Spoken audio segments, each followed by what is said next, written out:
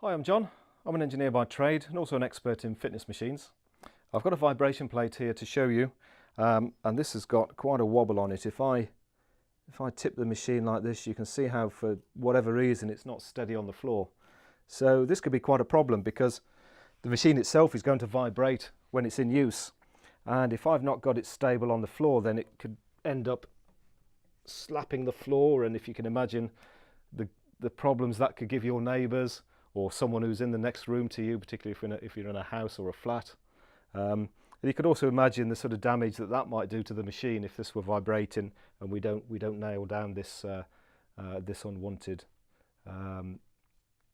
unevenness in how the machine's sitting on the floor. So the manufacturer's provided some adjusters so as we can compensate for that. So if the floor is slightly uneven, we can level it out before we start using it. So we'll tip it over. Let's take a look. You can see we've got 1, 2, 3 feet with rubber suckers on. This is to help keep the machine positioned in one position when it's working. And we've also got 2 extra feet here. And all of these are designed to be adjustable. So to adjust them, you simply screw them out or screw them in, depending on what you want. So I'm just going to take a look at these and just see why we've got that unevenness in this, why it's sitting on the floor, because this floor in this workshop is quite even. So I can see that this particular foot here, yeah, there's a problem there. There's almost 2 fingers worth of gap between the base plate here and the underside of this rubber cup. I can nearly get 2 fingers in there, whereas on that one I struggle to get 1 finger in. So this is out too far that way, so I just need to screw it in to adjust that level. So I can just turn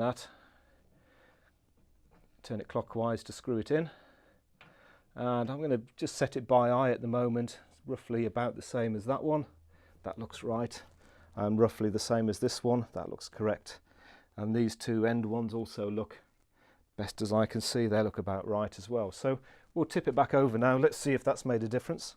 So, well, that's better. It's not perfect yet, but it's a lot better than it was. There's still a little bit of movement on that side, so I'm just going to adjust that leveling foot there. I'm just going to screw it down until it touches the carpet. There we are, just like that. And now hopefully that's it, almost perfect. I can probably go just a little more actually. There we are. There, winner. That's nice and steady. So now at that point I've got a locking nut there, and I can just tighten that up.